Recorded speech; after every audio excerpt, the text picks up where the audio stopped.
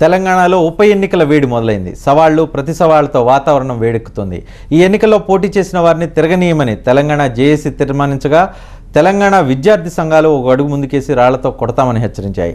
ఈ బెదిరింపులు హెచ్చరికలు ఎంతవరకు సబ్ అనేది ఇప్పుడు ప్రశ్నార్థకంగా మారింది. ప్రజాస్వామ్య దేశంలో రాళ్లతో కొట్టాలని పిలుపునివ్వడం తగదని పలువురు విమర్శిస్తున్నారు.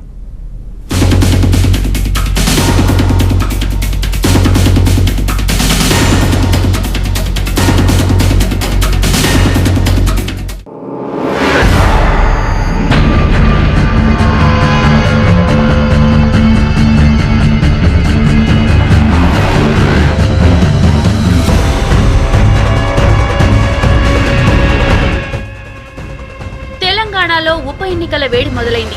నామినేషన్ వేస్తే రాళ్లతో కొడతామని ఓయూ జేఏసీ హెచ్చరిస్తే ఊళ్ళోకి రానివ్వమని తెలంగాణ జేఏసీ తీర్మానించింది.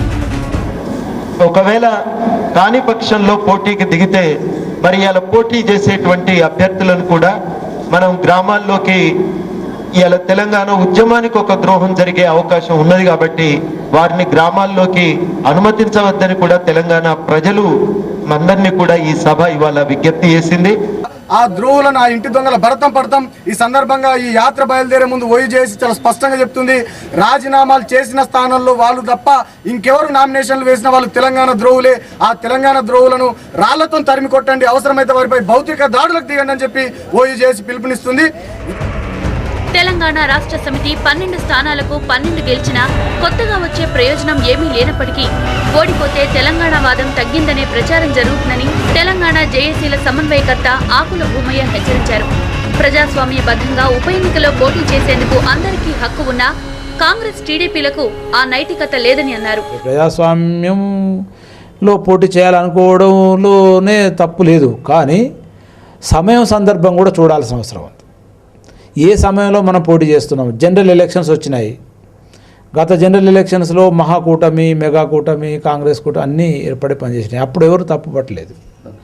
కానీ ఇవాళ ఒక ప్రత్యేక పరిస్థితిలో వాళ్ళు రాజీనామా చేయడం జరిగింది. తెలంగాణ కోసం రాజీనామాలు చేయడం జరిగింది.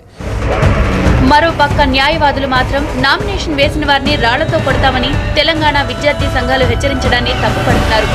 ఊళ్ళోకి రానివ్వమని రాజకీయ జేఏసీ తీర్మానం చేయడం కూడా చట్ట విరుద్ధమని అంటున్నారు. ప్రజాస్వామ్యంలో కొట్టాల్సింది రాళ్లతో కాదు, ఓట్లతో అంటున్నారు. రాజీనామా చేసేది ఉండే, తెలంగాణ ఉద్యమంలో ఉండేది ఉండే, కానీ అంత మాత్రాన రాళ్లతో కొడతాం అనేది సమంజసం కాదు. కొట్టాల్సింది రాళ్లతోటి కాదు, ఓట్లతో కొట్టాలి. నిజంగా ప్రజలకు పోయి ధైర్యంగా మేమే ఈ ఉద్యమంలో ముందున్నాం నమ్మియండి. మిగతా పార్టీలు కూడా ఉంటేనే అప్పుడే ప్రజాస్వామికంగా ఉద్యమం నీ వైపు ఉన్నది అన్నాడు. ఎవడు పోటీ చేయకుండా నువ్వు గెలిస్తే ప్రజాస్వామ్య ఉద్యమం చేసినట్టు కాదు, ప్రజల వైపు ఉన్నట్టు ప్రూఫ్ కూడా కాదు. ప్రొఫెసర్ కోదండరాం మాత్రం తాము చేసిన తీర్మానాలకు కట్టుబడి ఉన్నామంటున్నారు. తామన్ని స్వాతంత్ర్యోద్యమంలో గాంధీ చెప్పినవేనని, రాజ్యాంగాల్లోని మాటలేనని అంటున్నారు. అసలు ప్రజాప్రతినిధులను రీకాల్ చేసే అధికారం ఉంటే ఇవన్నీ అవసరం లేకుండేదని చెప్తున్నారు. ఏవి మేము కొత్తవి చెప్పట్లేదండి. స్వాతంత్రోద్యమ సమయంలో గాంధీ గారు కానీ, నెహ్రూ గారు కానీ బ్రిటిష్ వారికి వ్యతిరేకంగా కొట్లాడినప్పుడు కూడా ఏమేం మాటలు చెప్పినారో అవే మాటలు ఇవాళ మేము చెప్తున్నాం. భారత రాజ్యాంగంలోని ఆదేశిక సూత్రాల్లో ఏమున్నాయో అవే మాటలు, అంబేద్కర్ గారు ఏం చెప్పినారో మేము అవే మాటలు చెప్తున్నాం. ఇవేం కొత్తగా టీవీ తీసుకొస్తున్నవి కావు, లేకపోతే ఏ నాజీనో, హిట్లర్, లేకపోతే ముసోలిని యొక్క పార్టీలను మేమేం అనుసరించట్లేదు. కాంగ్రెస్, తెలుగుదేశం పార్టీలు అనుసరించిన విధానాలే తెలంగాణ విద్యార్థి సంఘాల హెచ్చరికలకు కారణమని తెలంగాణ మాల మహానాడు అధ్యక్షుడు దయాకర్ అన్నారు. అయితే రాళ్లతో కొడతామని హెచ్చరించడం తగదని హితవు పలికారు. విద్యార్థులు అనేది ఇప్పుడు ఈరోజు ఆవేశానికి ప్రతీక వాళ్ళు కాబట్టి వాళ్ళ అన్న పదాన్ని మనం కొడతారు అంటే కొట్టే దాని నుంచి కాకుండా అంత ఆవేశానికి కారకులైన వీళ్ళను ఎవరైతే రాజకీయ నాయకులు ఉన్నారో, రాజకీయ పార్టీల యొక్క ప్రజాప్రతినిధులు ఉన్నారో వాళ్ళ అవకాశం కల్పించి చేయబట్టి వాళ్ళు కొడతా అన్నారు. అయితే దాన్ని ఎవరు కూడా యాక్సెప్ట్ చేయరు కొడతా అనేదాన్ని. కానీ విద్యార్థులకు కూడా అప్పీల్ ఏంటంటే అలాంటి ఆవేశపూరితమైన ప్రకటనలు చేయడం వల్ల తెలంగాణ ఉద్యమానికి కూడా నష్టం జరిగే అవకాశం ఉంటుంది చేయబట్టి మరోసారి ఆలోచించాలని చెప్పి మేము తెలియజేస్తున్నాం. అయితే ఉప ఎన్నికల్లో పోటీ చేసిన వారిని రాళ్లతో కొట్టాలని పిలుపునిచ్చిన విద్యార్థులపైనే దాడి జరిగింది. ప్రజా చైతన్య యాత్రలో భాగంగా ఆదిలాబాద్ జిల్లాకు చేరుకున్న ఉస్మానియా విద్యార్థులపై కాంగ్రెస్ నాయకులు దాడి చేశారు. ఆదిలాబాద్ జిల్లా బెజ్జూరు మండలంలో కాంగ్రెస్ ఎమ్మెల్సీ ప్రేమ్ సాగర్ ఫ్లెక్సీని ధ్వంసం చేయడంతో ఈ దాడి జరిగింది.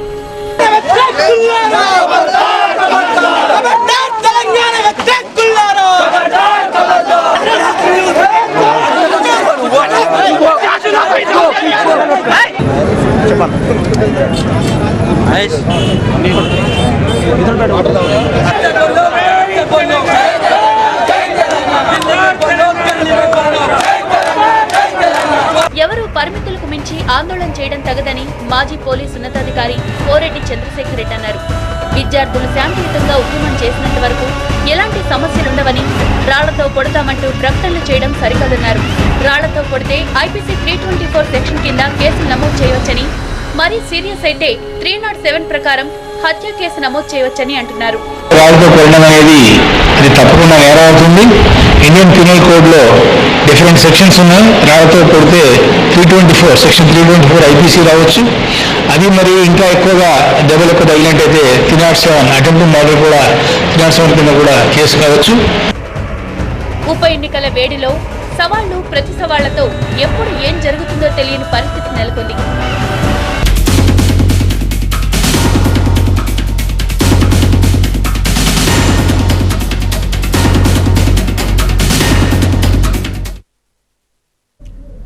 తెలంగాణలో ఉప ఎన్నికలను వాయిదా వేయాలని కోరుతూ హైకోర్టులో పిటిషన్ దాఖలైంది. తెలంగాణ ఉద్యమం తర్వాత ప్రశాంతంగా ఉన్న తెలంగాణలో ఇప్పుడు ఉప ఎన్నికలతో మళ్లీ ఉద్రిక్త పరిస్థితులు నెలకొన్నాయని పిటిషనర్ పేర్కొన్నారు. శ్రీకృష్ణ కమిటీతో చల్లారిన తెలంగాణ ఇప్పుడు ఉప ఎన్నికలు దగ్గర పడడంతో మళ్లీ వేడెక్కుతోంది. రాజీనామా చేసిన వారినే గెలిపించాలని పిలుపునిచ్చిన తెలంగాణ జేఏసీ, విద్యార్థి సంఘాలు ఎవరైనా పోటీకి నిలబడితే వారి అంతు తేలుస్తామని ప్రకటించడం వివాదమైంది. పరిణామాల్ని దృష్టిలో ఉంచుకుని ఎన్నికలను వాయిదా వేయాలని అనంతపురంకు చెందిన న్యాయవాది నారాయణస్వామి హైకోర్టులో పిటిషన్ దాఖలు చేశారు. నవంబర్ 2009 అనంతరం జరిగిన హింసాత్మక సంఘటనల్లో దాదాపు 100 కోట్ల రూపాయల ప్రభుత్వాస్తులు ధ్వంసమయ్యాయని పిటిషనర్ పేర్కొన్నారు. ఎన్నికలకు అనుకూలమైన వాతావరణం లేకుంటే ప్రజా ప్రాతినిధ్య చట్టం ప్రకారం వాయిదా వేయొచ్చని పిటిషనర్ పేర్కొన్నారు. అయితే ఈ కేసును విచారణకు స్వీకరించాలా లేదా అనేది హైకోర్టు నిర్ణయించాల్సింది.